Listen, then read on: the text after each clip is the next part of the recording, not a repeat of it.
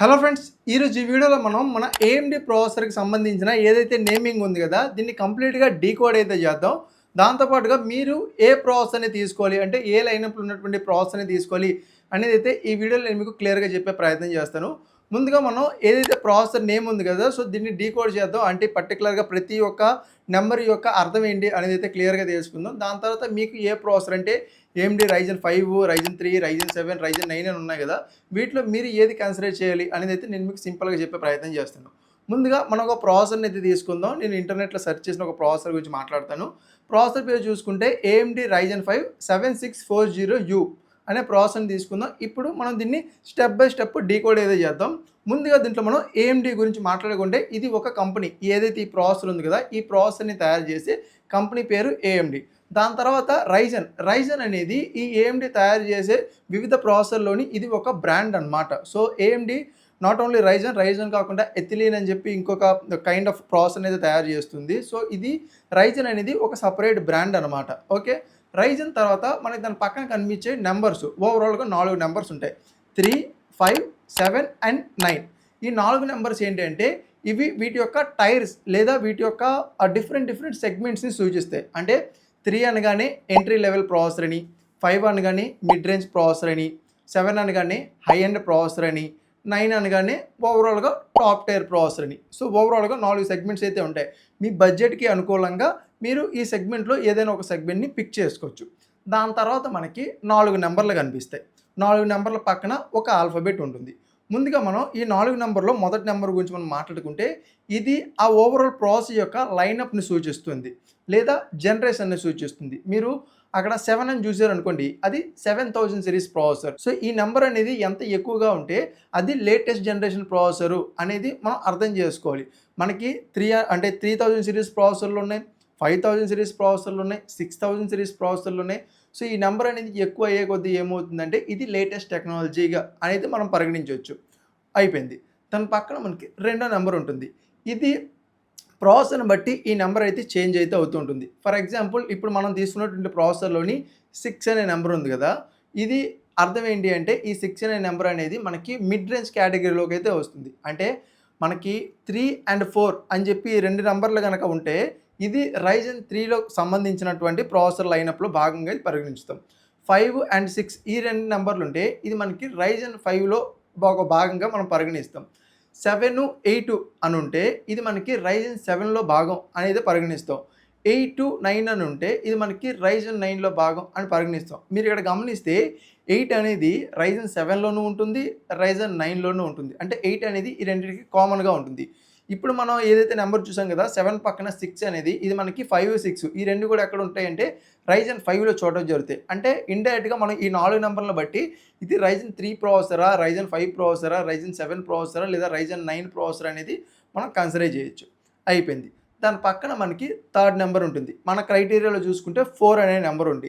ఇదేంటి అంటే ఆర్కిటెక్చర్ని డిఫైన్ చేస్తుంది. అంటే ఈ ప్రాసెసర్ ప్రతి ఒక్క ప్రాసెసర్ కూడా తయారవుతుంది కదా, తయారైనప్పుడు దాని యొక్క డిజైన్ని ఈ ఆర్కిటెక్చర్ అనేది డిఫైన్ అనేది చేస్తుంది. మీరు ఒకవేళ ప్రాసెసర్ని ఎలా తయారు చేస్తారు అనేది ఒకవేళ మీరు తెలుసుకోవాలనుకుంటే నేను ప్రీవియస్గా ఇంటెల్కి సంబంధించిన ఒక వీడియో చేశాను. సేమ్ ఇదే కాన్ఫిగరేషన్లోని Intel i3, i5, i7, i9 వీటి యొక్క తేడాస్ ఏంటి, దీంట్లో ప్రాసెసర్ని ఎలా తయారు చేస్తారని చెప్పి ఒక డెడికేటెడ్ వీడియో అయితే చేశాను. ఒకవేళ మీరు ఆ వీడియోని చెక్ చేయాలనుకుంటే కనుక పైన ఐకార్డ్స్లో కానీ లేదా ఎండ్ స్క్రీన్లో కానీ డిస్క్రిప్షన్లో కానీ ఇస్తాను. ఆ వీడియోని చెక్ చేయండి. ఆ వీడియోలో ప్రాసెసర్ని ఎలా తయారు చేస్తారో, వీటిని ఎలాగా టైర్ వైజ్గా డివైడ్ చేస్తారు, అంటే ఎంట్రీ లెవెల్కు ప్రాసెసర్ అని లేదా హై ఎండ్ ప్రాసెసర్ అని చెప్పి ఎలా డివైడ్ చేస్తారనేది ఆ వీడియోలో చెప్పాను.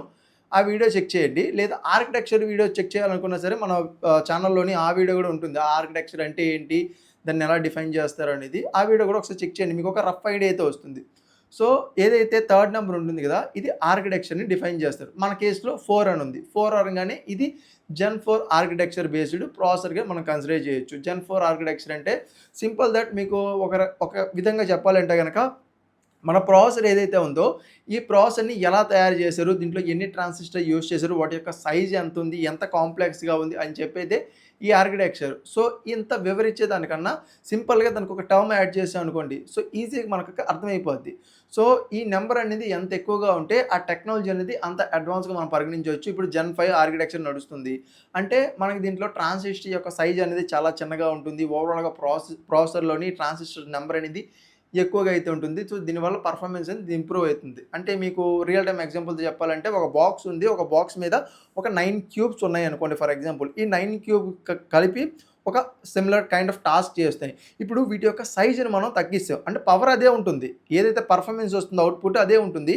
బట్ దీని యొక్క సైజ్ తగ్గింది. సైజ్ తగ్గడం వల్ల ఏమయ్యాయంటే వీటి యొక్క ప్లేస్‌మెంట్ జరపడం వల్ల ఇంకొక 3 క్యూబ్స్ యాడ్ అయ్యేంత ప్లేస్ అయితే వచ్చింది. సో, దీనివల్ల ఏమైంది ప్రీవియస్‌గా మనకి 9 క్యూబ్స్ ఉన్నాయి కాస్త ఇప్పుడు 12 క్యూబ్స్ అయ్యాయి. దీనివల్ల పని అనేది కొంచెం వేగంగా మనకి అవుట్‌పుట్ ఇవ్వడానికి వస్తుంది కదా! సేమ్ అలాగే మన ప్రాసెసర్‌లో కూడా ఈ ట్రాన్సిస్టర్ యొక్క సైజు అండ్ వీటి యొక్క స్పీడ్ ఇవన్నీ చేంజ్ అవుతూ ఉండడం వల్ల మనకు ఓవరాల్ అవుట్‌పుట్ లేదా రిజల్ట్ అనేది ఫాస్ట్‌గా రావడానికి అవకాశాలు అయితే ఉన్నాయి.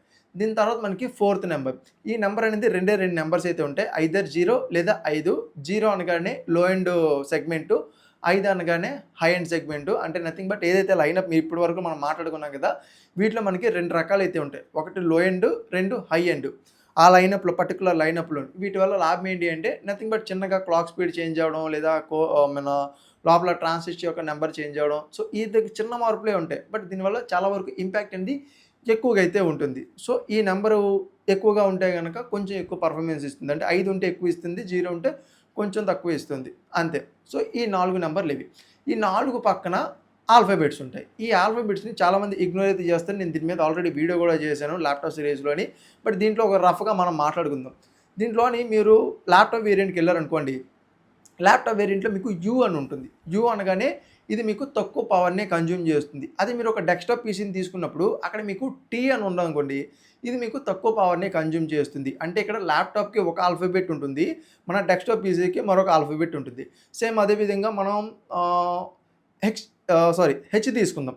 ఇప్పుడు హెచ్ అనే ఆల్ఫాబెట్ ఉందనుకోండి. ఈ హెచ్ అనే ఆల్ఫాబెట్ ఉంటే మనకు తెలిసిందేంటి? హై ఎండ్ పర్ఫార్మెన్స్ కదా! ఇది ఓన్లీ ల్యాప్‌టాప్ సెగ్మెంట్‌లోకే. అదే మీరు డెస్క్‌టాప్ సెగ్మెంట్‌లోకొచ్చారనుకోండి. ఇక్కడ మీకు హెక్స్ అని ఉండాలి. హెక్స్ అనే ఆల్ఫాబెట్ ప్రాసెస్ చివరుంటే గనక ఇది హై ఎండ్ పర్ఫార్మెన్స్ ఇస్తుంది. మీరు గమనిస్తే గనక కొన్ని ప్రాసెసర్‌లోని హెక్స్ కాకుండా హెక్స్ 3డీ అని చెప్పి ఉంటాయి.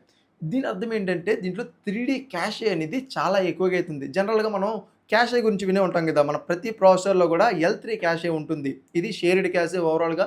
దీని గురించి నేను వీడియో చేశాను. ఒకవేళ చెక్ చేయాలంటే చెక్ చేయండి. వీటన్నిటికి సంబంధించిన లింక్స్ అనేవి కింద డిస్క్రిప్షన్‌లో ఇస్తాను. సో, ఈ L3 క్యాష్ అనేది ఎక్కువగా ఉంటే గనుక ఓవరాల్ గేమింగ్ పర్ఫార్మెన్స్‌లో బావుంటుంది. మల్టీ టాస్కింగ్ చేసినప్పుడు కూడా అని చెప్పి. బట్ ఈ X3డీలోని క్యాష్ అనేది చాలా అంటే చాలా ఎక్కువగా అయితే ఉంటుంది. ఎంత ఎక్కువగా అంటే కొన్ని ప్రాసెసర్‌లో మీకు 96 ఎంబీ L3 క్యాషే చూడడం జరుగుతుంది. జనరల్‌గా మనం అన్నిట్లో కూడా 32 ఎంబీ L3 క్యాషే చూస్తాం. కానీ కొన్నిట్లో మీకు 96 ఎంబీ అంతకన్నా ఎక్కువ కూడా కొన్ని ప్రాసెసర్‌లు బాగా అంటే హై ఎండ్ ప్రాసెసర్‌లు చూడడం జరుగుతాయి. ఎందుకని ఇంత అంటే మీరు గేమ్స్ ఆడేటప్పుడు లేదా మల్టీ టాస్కింగ్ చేసినప్పుడు ప్రతిసారి కూడా ప్రాసెసర్‌కి ఎక్కువ ఇబ్బంది రాకుండా ఇంత ఎక్కువ క్యాష్ అయితే ఇస్తారు. దీనివల్ల పర్ఫార్మెన్స్ అనేది చాలా అంటే చాలా భయంకరంగా అయితే ఉంటుంది. ఓవరాల్‌గా మీకు బెటర్ ఎక్స్‌పీరియన్స్ అనేది చూడడం అయితే జరుగుతుంది. సో, ఇది మన ప్రాసెసర్ లైనప్. ఇప్పుడు మనం ఎవరు ఏ ప్రాసెసర్ తీసుకోవాలి అని సింపుల్‌గా మాట్లాడుకుందాం. అండ్ జనరల్‌గా మీకు బేసిక్ ఐడియా ఉండే ఉంటది. ఏంటనంటే రైజన్ 3 అనేది ఒక ఎంట్రీ లెవెల్ కేటగిరీలోకైతే వస్తుంది. ఈ ప్రాసెసర్‌లన్నిట్లో కూడా మీకు 4 కోర్సు, 8 థ్రెడ్స్ చూడటం జరుగుతాయి. సో, ఎవరైతే బడ్జెట్‌లోని ఒక పీసీని బిల్డ్ చేసుకుందాం అనుకుంటారో రైజన్ 3 ప్రాసెసర్‌ని పిక్ చేసుకోవచ్చు. 4 కోర్స్ ఉన్నటువంటి ప్రాసెసర్ బ్రిలియంట్‌గా అన్ని వర్క్స్‌ని కూడా హ్యాండిల్ చేస్తుంది. బేసిక్ లెవెల్‌లో పీసీని బిల్డ్ చేసుకోవచ్చు. దాని తర్వాత మనకి రైజన్ 5 వస్తుంది. ఇది ఒక మిడ్ రేంజ్ కేటగిరీ. ఎవరైతే మనలాగా ఒక బడ్జెట్‌లో ఉంటారో, బడ్జెట్ అంటే అరౌండ్ ఒక 50, 60 ప్రైస్ రేంజ్‌లో మనం 30,000లో కూడా రైజన్ 5 5600 ప్రాసెసర్‌తోనైతే పీసీని బిల్డ్ చేసుకున్నాం.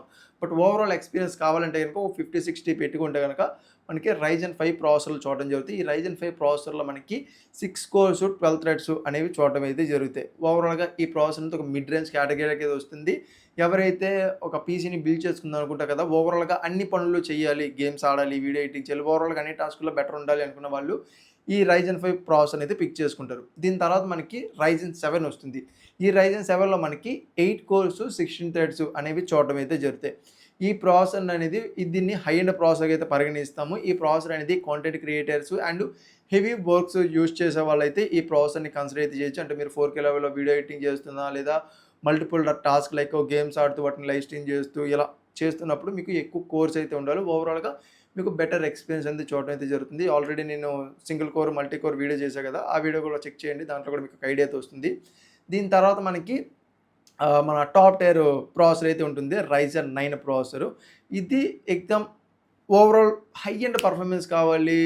లైకు పెద్ద పెద్ద విజువల్ ఎఫెక్ట్స్ మీరు చేస్తున్నారు. సినిమాటిక్ లెవెల్‌లోని విజువల్ ఎఫెక్ట్స్ యూజ్ చేస్తున్నారు. బ్లెండర్ లాంటి సాఫ్ట్‌వేర్‌లోని ఒక షార్ట్ ఫిల్మో లేదా మూవీకి సంబంధించి రెండర్స్ చేస్తున్నారు. కొంచెం హెవీ వర్క్స్ చేయాలి. బాగా బ్రహ్మాండమైనటువంటి 4K లేదా 8K క్వాలిటీలో హెవీ వర్క్స్ చేయాలన్నప్పుడు మీకు ఇక్కడ రైజన్ 9 ప్రాసెసర్ అనేది ఒక బెటర్ ఆప్షన్ అయితే అవుతుంది. జనరల్‌గా మనం పిక్ చేసుకున్న బడ్జెట్ ఏంట్రా అంటేనేమో రైజన్ 5 మనకు సరిపోతుంది. లేదా మ్యాక్స్ టు మ్యాక్స్ రైజన్ 7 అయితే మనం పిక్ చేసుకుంటాం. సో, అంతవరకు మన బడ్జెట్ చాలు. దాంట్లోనే మనకి చాలా అంటే చాలా టాప్ నాచ్ పర్ఫార్మెన్స్ అయితే వస్తుంది. So, yeah! ఇది రైజన్‌కి సంబంధించి. మిగతా వాటికి సంబంధించి ఆల్రెడీ వీడియోస్ చేశాను. కింద డిస్క్రిప్షన్‌లో లింక్స్ అయితే ఇస్తాను. మీరు అక్కడి నుంచి అయితే చెక్ చేయండి. ఓవరాల్ మీకు ఇన్ఫర్మేషన్ అయితే దొరుకుతుంది. ఈ వీడియో మీకు నచ్చిందనుకుంటున్నాను అండ్ ఉపయోగపడిందనుకుంటున్నాను. ఒకవేళ యూజ్‌ఫుల్ అయితే గనుక వీడియోకి ఖచ్చితంగా ఒక లైక్ అయితే చేసి మీ ఫ్రెండ్స్‌తో షేర్ చేయండి. మీకు ఏమైనా డౌట్స్ ఉంటే గనుక వాటిని కింద కామెంట్ సెక్షన్‌లో కామెంట్ చేయండి. నేను ఆన్సర్ చేయడానికి అయితే ప్రయత్నిస్తాను. ఇలాంటి మరిన్ని ఇంట్రెస్టింగ్ వీడియోస్ కోసం మన ఛానెల్‌ని సబ్స్క్రైబ్ చేసుకొని బెల్ నోటిఫికేషన్ యాక్టివేట్ చేసుకోండి. ఎందుకంటే నోటిఫికేషన్ మీరు మిస్ కాకుండా ఉంటారు నెక్స్ట్ పెట్టే వీడియోస్‌కి సంబంధించి. So, yeah! నేను మీకు మరో సరికొత్త వీడియోతో మీ ముందుంటా. అంతవరకు సైనింగ్ ఆఫ్. బాయ్.